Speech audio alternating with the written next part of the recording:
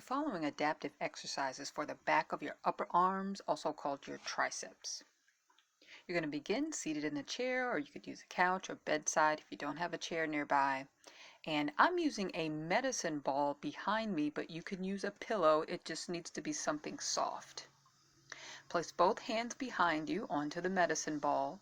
Point your elbows back and push down into the medicine ball.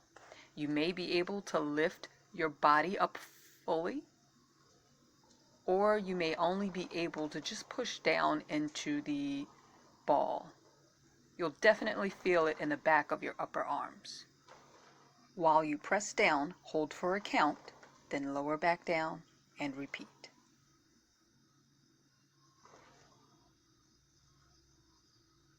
Thanks so much for watching. Please like, share, and subscribe for more adaptive exercises.